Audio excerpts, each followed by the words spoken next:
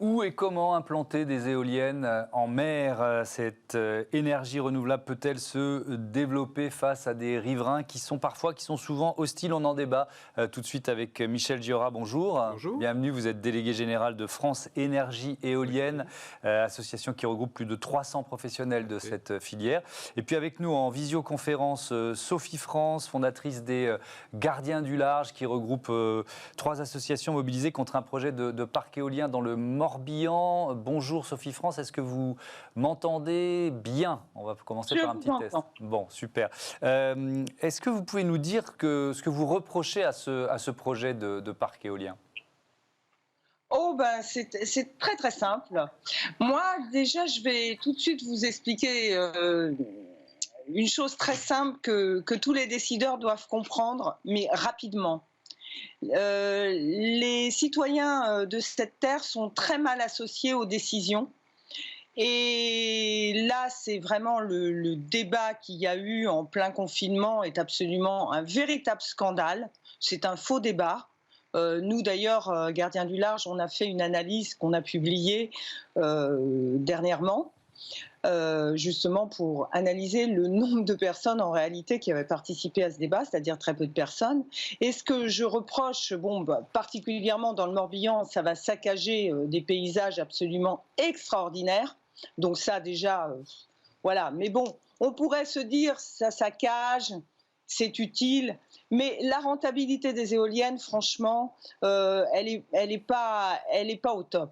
Alors, moi, je vais donner la parole. Je vous interromps 2 secondes. Je vous redonnerai la parole évidemment tout à l'heure, parce qu'il y a déjà 2 thèmes que vous lancez qui sont très intéressants. Il y en a même 3.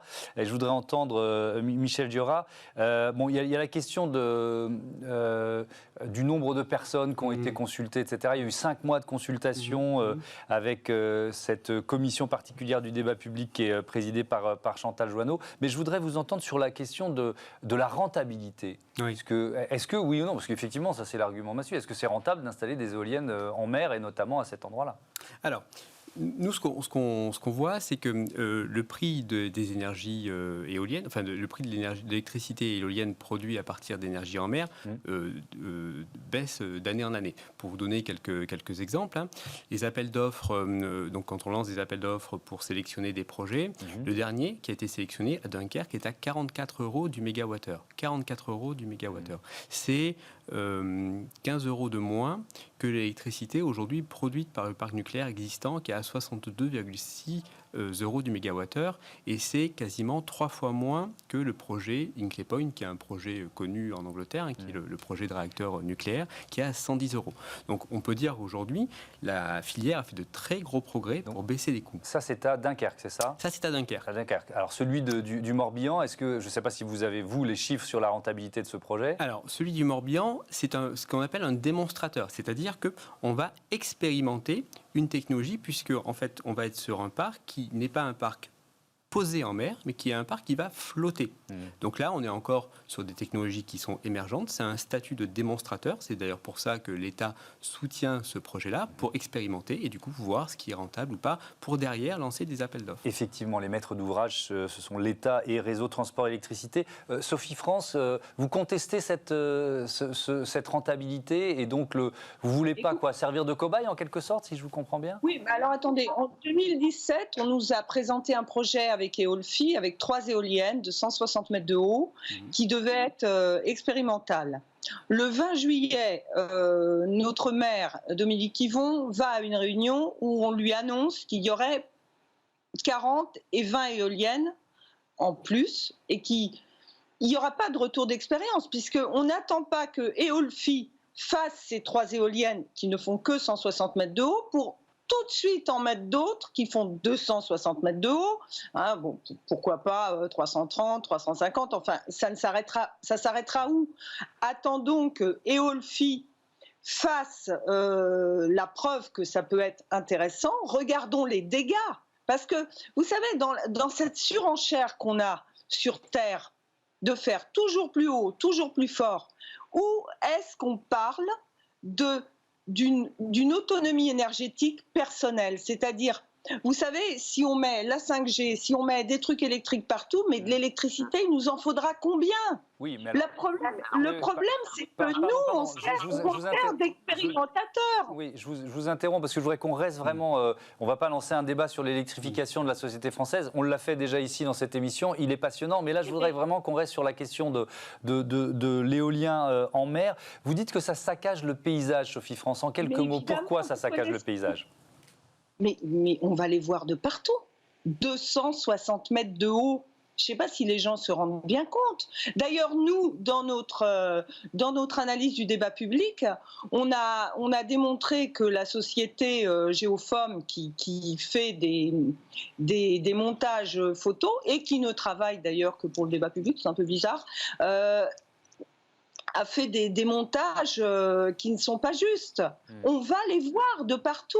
Alors, et la faune, et la flore, et les pêcheurs, ouais, on leur a dit...